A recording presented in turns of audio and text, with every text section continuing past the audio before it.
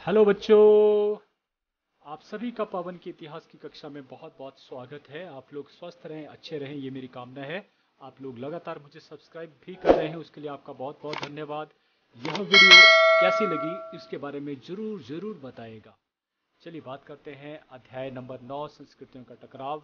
आज 8वां भाग आप तक पहुंचने वाला है, जो वेरी वेरी, मैं ये कहूँ कि इसके बारे में शायद बाद में ही चर्चा करेंगे। पहले बात कर लेते हैं भाग 7 की, जो था माया सभ्यता के बारे में। अमेरिका की महान सभ्यता में से एक। क्या आपने उसको ध्यान से सुना था, समझा था? तो उसका छोटा सा एक टेस्ट ले लेता हूँ। चलिए, एक एक स्टेटमेंट आप तक पहुँचने वाली है। 5 स्टेटमेंट मैं आपसे पूछने वाला हूँ, आपने केवल बताना है सही या गलत। चलिए, पहली स्टेटमेंट ये रही। माया सभ्यता का आरंभ 1500 ईसा पूर्व में हुआ था, जब भारतवर्ष में वैदिक सभ्यता प्रचलन में थी। यस, बिल्कुल सही है। दूसरा, माया सभ्यता 300 ईस्वी से 900 ईस्वी के दौरान अपनी उन्नति के शिखर पर पहुंची। बिल्कुल सही। ठीक है। तीसरा है, माया सभ्यता में सर्वोच्च स्थान अभिजात वर्ग को प्राप्त था। याद कीजिए, अभिजात वर्ग को प्राप्त था। यस, एंजेटिक में था, लेकिन माया में था। बिल्कुल गलत।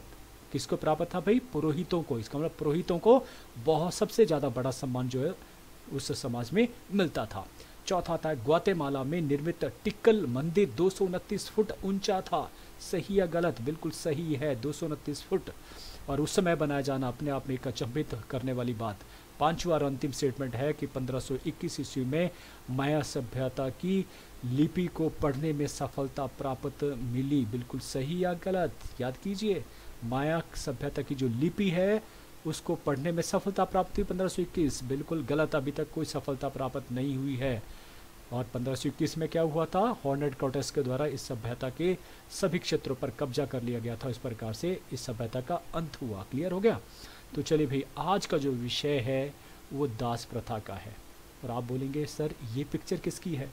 तो भाई इसका संबंध इसके साथ बहुत गहरे में है, और मैं चाहता हूँ आप गहरे में ही या हृदय से इस विषय को जो है वो पढ़े। ऐसा होता है कि हम अधिकतर जो है जो भी पढ़ते हैं अपने दिमाग तक रखते हैं और दिमाग से उसको बाहर निकाल देते हैं।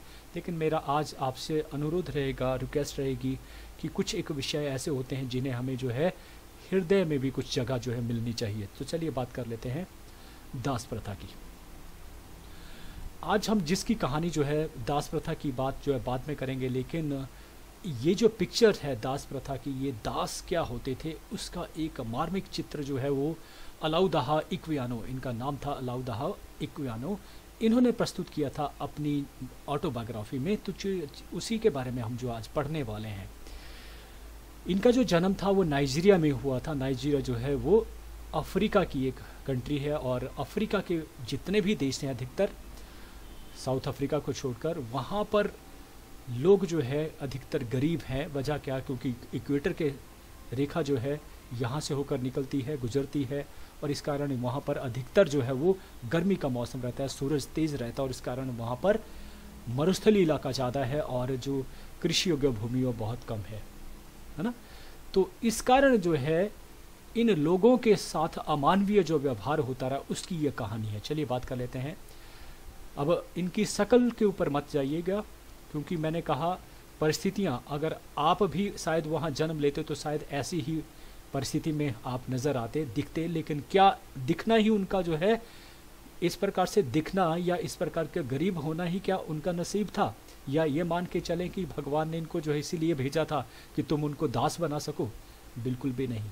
ये तो हमारी समझ थी, हमारा ये चालाकियत थी, हमारा ये नालायकी थी कि हम लोगों ने इस तरह के कारनामे जो है वो दुनिया के इतिहास में पटल पर रखे हैं। और हमें यह कहते हुए शर्म महसूस होती है कि एक आदमी के द्वारा दूसरे आदमी के ऊपर इस प्रकार का जुल्म जो है वो किया जाता रहा काफ़ी लंबे समय तक। तो अलाउदाह इक्वियानो कहते हैं कि 11 वर्ष की उम्र में ही उसे जो गुलाम बना लिया गया था। पहले उसे ब्राज़ील में भेज दिया गया। ब्राज़ील कहाँ पड़ता बेटा? दक्षिणी अमेरिका में, है ना।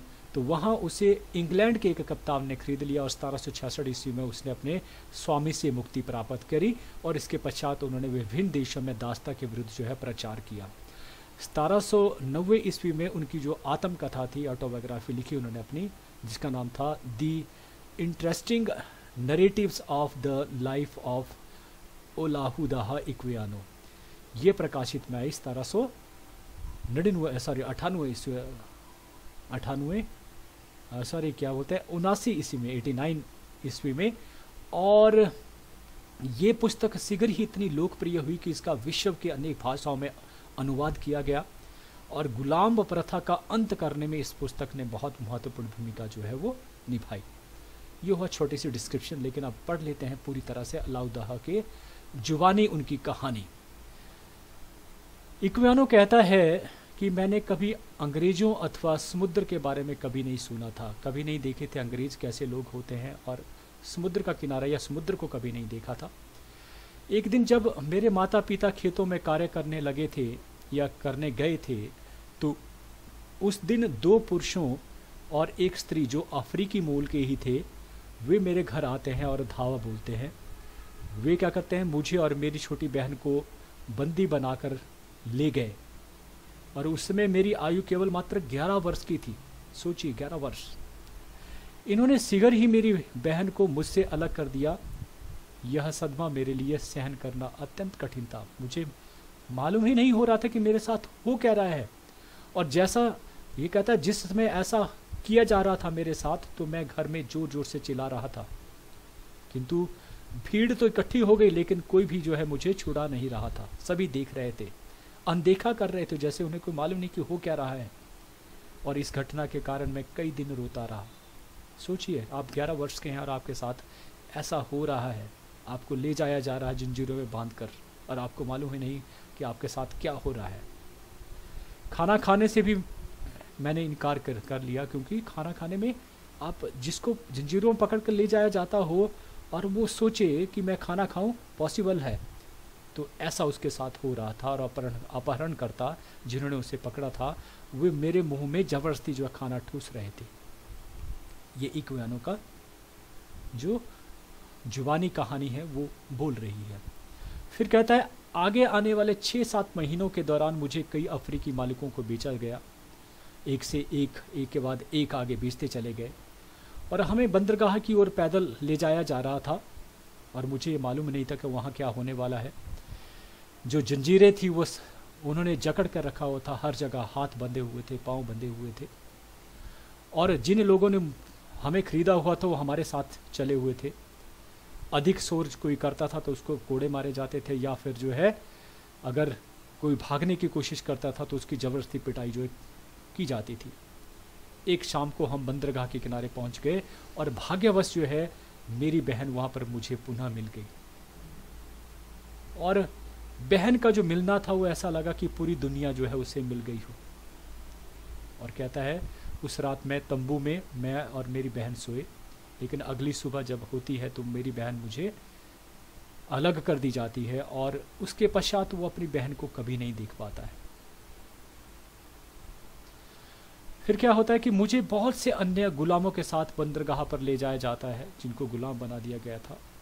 जहाज में सवार नाविकों की डरावनी शक्ल देखकर मैं कांप गया, और मुझे लगा कि मेरी ये जो बुरी आत्माओं की दुनिया में आ गया हूँ, तथा यह लोग मुझे शीघ्र ही मार कर खा जाएंगे।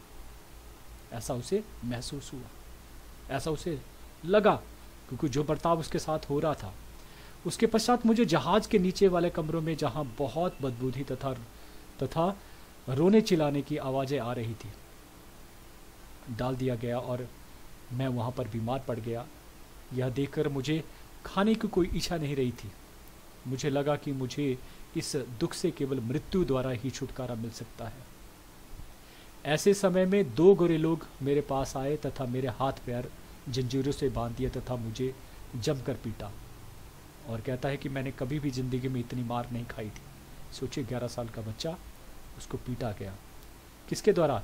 सभ्य लोगों के द्वारा। याद होगा आपने स्टेटमेंट पढ़ी थी कि हमें भगवान ने भेजा है कि हम सभ्य जाति हैं, और हमें हमारा कर्तव्य है कि लोगों को सभ्यता सिखाएं। तो ये सभ्यता सिखाई गई इन लोगों के द्वारा, इन अफ्रीकी मूल के लोगों पर ये जुल्म किए गए। तो मारा गया एक 11 साल के बच्चे को जंजीरों में बांधकर। फिर जहाज में गुलामों का जीवन नरक समान था। जिस जहाज में ले जाया जाता था, उस जहाज में जितने भी लोग थे वो उस समय बीमारियों से ग्रसित हो जाते थे लोग, और वो बीमारियां एक दूसरे से फैल जाती थी। तो बिना इलाज के जो बहुत सारे लोग जो है वो मारे जाते थे, हर दिन जो है मर जाते थे। और आप देखना चाहेंगे गुलामों को किस तरह से भरा जाता था। ये हैं गुलाम बिठाए, एक के बाद एक जो गुलाम बिठाए जा रहे हैं और इस तरह से भरे गए हैं। अगर आपको इस दृश्य को देखकर अगर आपको लगता है कि ये स्थिति आज मुर्गों की होती है, देखिए आप कि गाड़ी में भर के ले जाया जाता है मुर्गों को, ठीक उसी प्रकार से इंसानों को ले जाया जाता था, इंसानों को इंसानों के द्वारा।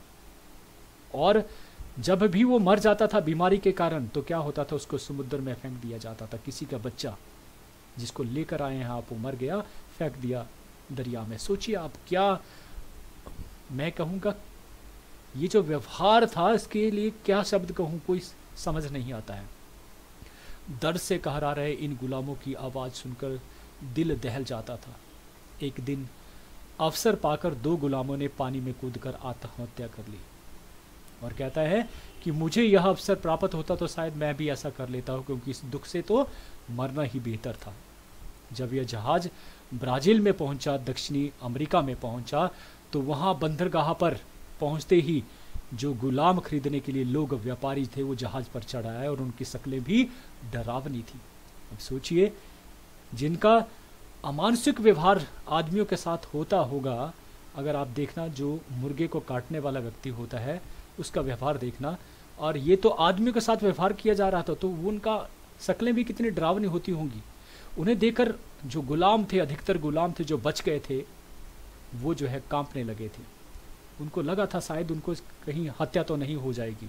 तो वहाँ पर जहाज़ में कुछ जो है अफ्रीकी मुल्क के ही गुलाम थे, उन्होंने कहा नहीं, तुम्हें मारा नहीं जाएगा, तुम्हारे से तुम्हें बेचा जाएगा, तुम्हें गुलाम बनाया जाएगा और तुम्हारे से काम लिया जाएगा, ठीक है।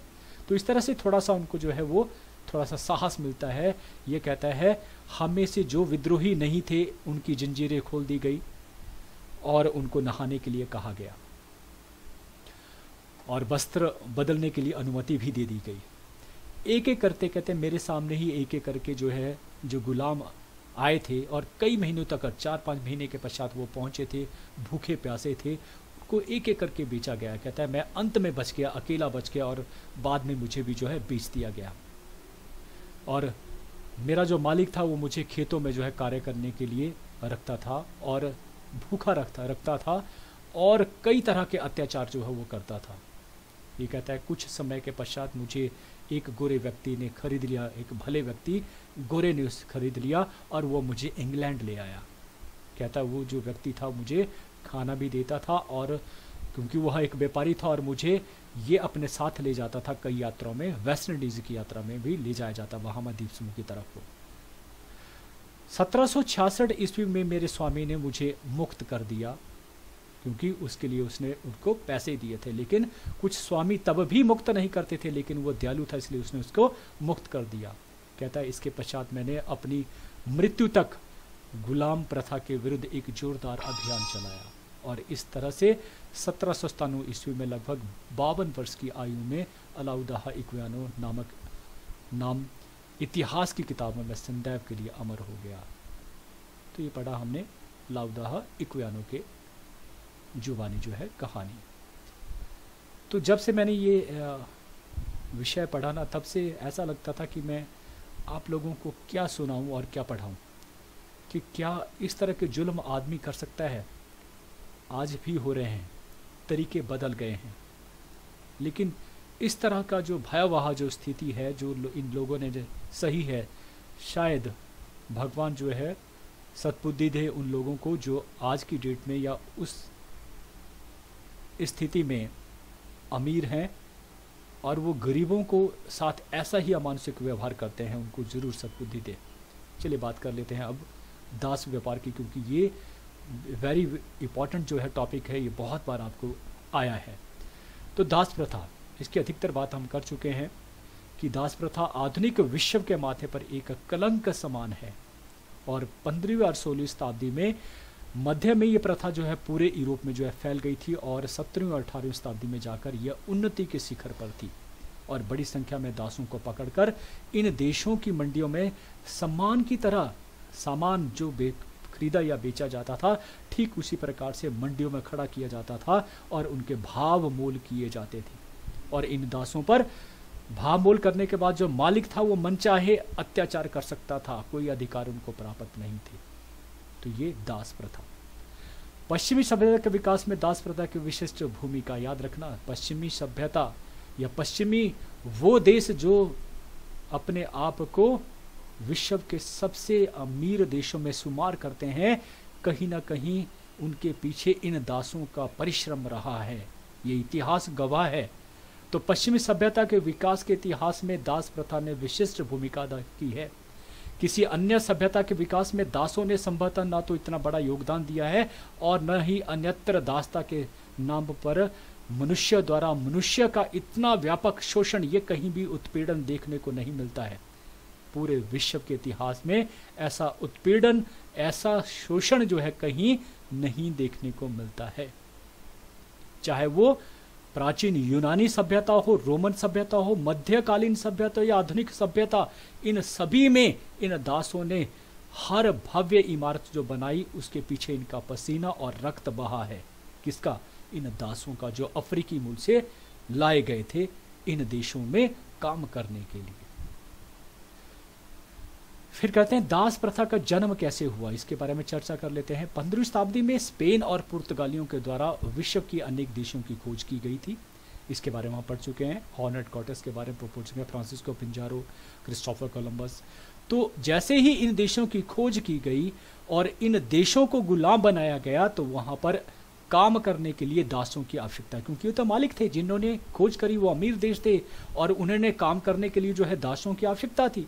तो 16वीं शताब्दी में जब इन देशों ने अमेरिका के इन भागों पर अधिकार कर लिया, तो उन्होंने स्थानीय लोगों को गुलाम बनाना शुरू किया, लेकिन उसमें वो सफल नहीं हुए। ये प्रारंभ है दास प्रथा कहाँ से जन्म हुआ।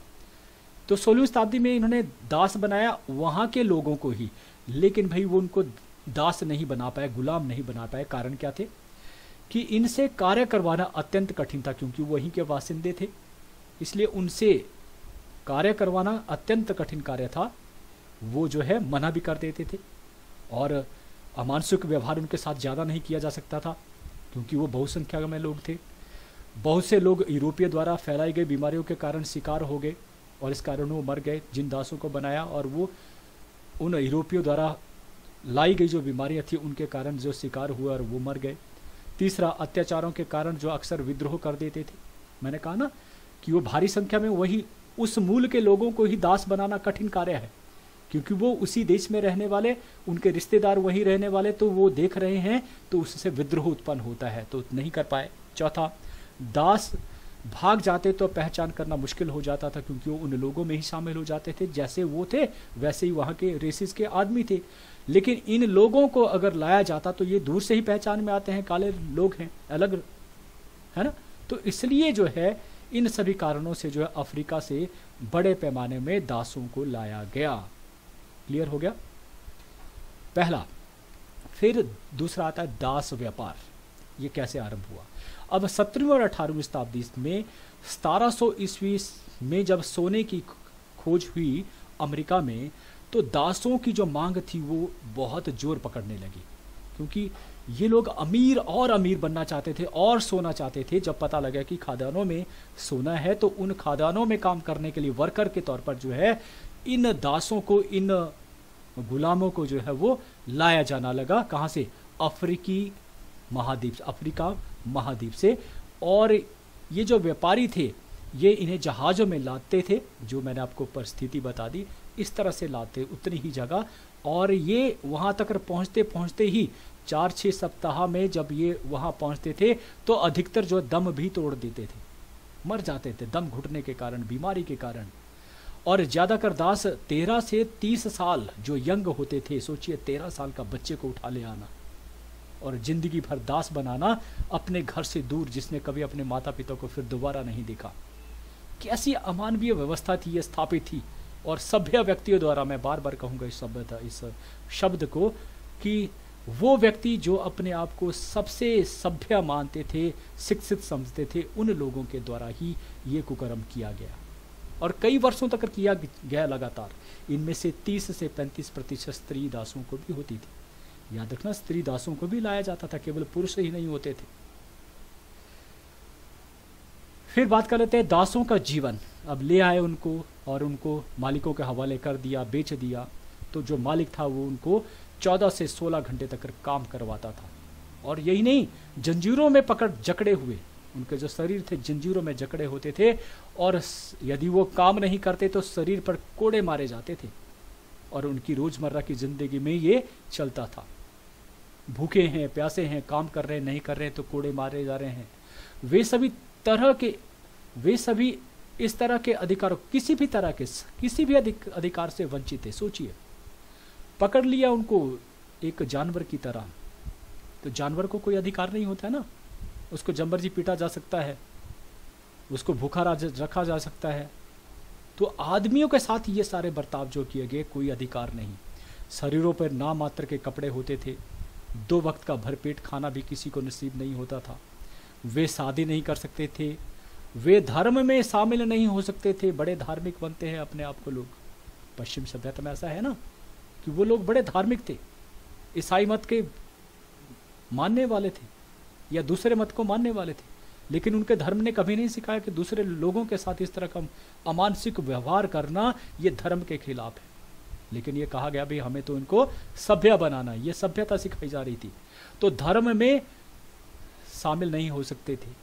यदि कोई दास भागने की कोशिश भी करता तो उसे मालिक द्वारा गोली मार दी जाती थी और उसके ऊपर कोई कानूनी जो है वो अपराध नहीं लगता था, कोई उसके ऊपर कानूनी शिकंजा नहीं कसा जाता था।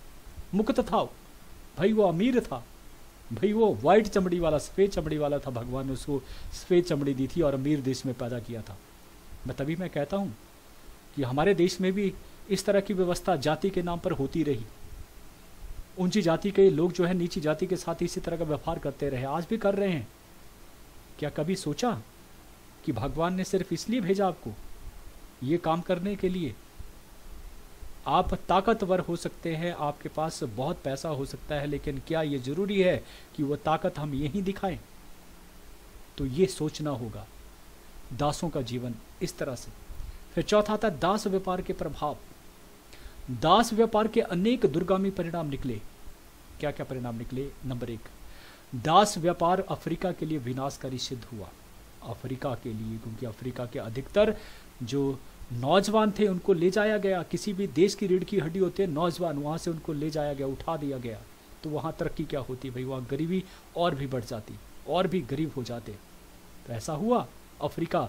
आज भी अफ्रीका जो है वो गरीबी के जंजाल में फंसा हुआ। किसके कारण? इन्हीं पश्चिमी देशों के कारण, क्योंकि वो इन युवाओं को ले गए और उनसे काम करवाया अपने देश को समृद्ध बनाने के लिए। तो भाई दास व्यापार अफ्रीका के लिए विनाशकारी। फिर दूसरा, दासों का जीवन नरक के समान। उन दासों का शोषण किया गया, पूरी तरह से उनका शोषण किया गया। शोषण, ऐसा शोषण जिसका कहीं भी जो इस प्रकार का, अगर आप देख सकते हैं, इन पिक्चर्स में देख सकते हैं, लटका दिया गया, जीता ही लटका दिया गया। इस तरह का मानसिक जो व्यवहार किया गया उनके साथ, यात्राएं दी गई। दास व्यापार तीसरा है। दास व्यापार यूरोपियों के लिए वरदान सिद्ध हुआ भाई। अपनी मंजिलें, अपने आज यूरोप देखिए आप कितना विकसित है, हर एक देश जो है कितना जो अमीर है। किसके कारण? इन दासों के कारण, क्योंकि काम इन लोगों ने किया। मैंने कहा ना कि हर एक इमारत जो बनी है ना, उसका जो पत्थर लगा है वो किसका खून पसीना? वो इन दासों का था। फ्री में इसके लिए कोई कीमत नहीं चुकानी पड़ी, केवल एक बार खरीद लिया गया और फिर हमेशा के लिए गुलाम बना दिया गया। मानवता को गहरा धक्का लगा। याद रखना, मानवता जिसकी बात ये लोग सबसे पहले करते थे।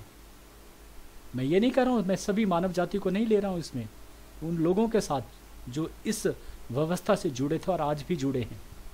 मानवतावाद कि मानव सबसे इंपॉर्टेंट, मानवतावाद बोलता है कि मानव इस धारा पर सबसे ज़्यादा इंपॉर्टेंट है। फिर आप जो है भगवान की बात करो, चर्चा करो किसी और चीज़ की। पहले मानव को भगवान मानो, पहले उसकी सेवा करना हमारा इंपॉर्टेंट काम है। वो दुखी है, वो किसके कारण दुखी है, उस दुख को दूर कीजिए। यह है मानवतावाद, उसको समझना। तो ये मानवता के नाम पर ये गहरा धक्का था। इस परिभाषा को जो है ये नकारता था, गलत था। पांचवा आता है दास प्रथा, शोषण की पराकाष्ठा। शोषण की पराकाष्ठा, कोई शब्द नहीं है इस तरह का शोषण, इस तरह का मानव व्यवहार। एक बच्चे को उसकी माँ से अलग किया जा रहा है, किस कारण? गरीब है, अफ्रीका में पैदा हुआ है, काले रंग का है। पांचवा है दास प्रथा का उन्मूलन। अब इस प्रथा का भी अंत हुआ कैसे? पश्चिम में दास प्रथा उन्मूलन संबंधी वातावरण 18वीं सदी में बनने लगा था, जब बहुत से नेताओं ने इस अमानवीय प्रथा के विरुद्ध आवाज उठाई और इसके लिए एक लंबा संघर्ष जो है वो करना पड़ा था। और इसके चलते सर्वप्रथम डेनमार्क, याद रखना डेनमार्क कंट्री ने सर्वप्रथम 1803 ईस्वी में, फिर 1807 ईस्वी में ब्रिटेन ने, 1814 ईस्वी में फ्रांस में, 1817 ईस्वी में नीदरलैंड तथा 1845 ईस्वी में स्पेन ने गुलामों के व्यापार पर प्रतिबंध लगा दिया। गुलामी व्यवस्था को खत्म नहीं किया, बल्कि क्या किया, एक सीढ़ी जो है वो चढ़े, क्या किया कि अब गुलामों का व्यापार उन देशों में नहीं किया जाएगा, लेकिन जो पहले से गुलाम थे उनसे गुलामी करवाते रहे। फिर इंग्लैंड ने सर्वप्रथम 1833 ईस्वी में इस कुप्रथा पर पूर्ण निषेध लगा दिया। अब इसको बंद कर दिया गया, क्योंकि अच्छे लोग हर जगह होते हैं, तो उनके प्रभाव के कारण या उनके कार्यों के कारण अब सरकार को झुकना पड़ा। और सबसे पहला जो देश था वो था इंग्लैंड, जिसने 1833 ईस्वी में इस कुप्रथा पर निषेध लगा दिया। और इसके पश्चात फ्रांस ने 1848 ईस्वी में, अमेरिका ने 1865 ईस्वी में, और अमेरिका की बात आती है तो अब्राहम लिंकन का नाम जो है वो प्रथम आता है। उन्होंने जो इस प्रथा को बंद करवाया था, कब? 1865 ईस्वी में। 1886 ईस्वी में ब्राजील ने, 1888 ईस्वी में ब्राजील ने, और 1886 ईस्वी में क्यूबा ने इस प्रथा को समाप्त कर दिया था। भारत की बात करो, क्योंकि भारत में उस समय जो है ब्रिटिश का शासन था, तो यहाँ पर भी 1846 ईस्वी में इसे बंद कर दिया गया था। तो दास प्रथा का उन्मूलन जो है निस्संदेह एक नए युग का शुरुआत थी, और इससे मानवतावाद की भावना को बल मिला, जिसकी हम बात करते हैं कि मानव इम्पोर्टेंट है। तो ये रहा दास प्रथा का इतिहास, इसे जरूर याद रखना। और इसी पर जो है लाइन मैं आज जरूर कहना चाहूँगा, इसे बड़ा समझना, बड़े ध्यान से इसको बिठा लेना दिमाग में। अहंकार का आधार शक्ति है, याद रखना। जैसे ही शक्ति आती है अहंकार उत्पन्न हो जाता है। और शक्ति किससे प्राप्त होती है भाई? तन से भी बड़े हो सकते हैं, शरीर बड़ा हो सकता है, लंबा चौड़ा हो सकता है, धन हो सकता है, उससे भी शक्ति बढ़ती है, पद मिल सकता है, बड़े पद के ऊपर बैठ के। और ये शक्ति प्राप्त होते ही इंसान खुद को श्रेष्ठ और दूसरों को तुच्छ समझने लगता है, जैसे कि पश्चिम के देशों ने अपने आप को शक्तिशाली, श्रेष्ठ समझ लिया था, और जो गरीब देश थे एशिया और अफ्रीका के, उन्हें तुच्छ समझ लिया था और लंबे समय तक उन पर राज करते रहे। तो मैं उनको याद दिला देना चाहता हूँ, ऐसे लोगों को जो इस चीज़ को आज भी सही ठहराते हैं कि जो किया वो बिल्कुल सही किया, उनके लिए कह देना चाहता हूँ कि वास्तव में श्रेष्ठ वह होता है जो शक्ति का उपयोग परोपकार में करता है। याद रखना इस चीज को। तो आप मुझे बड़े ध्यान से सुनते हैं, उसके लिए आप सबका बहुत बहुत धन्यवाद। Thank you.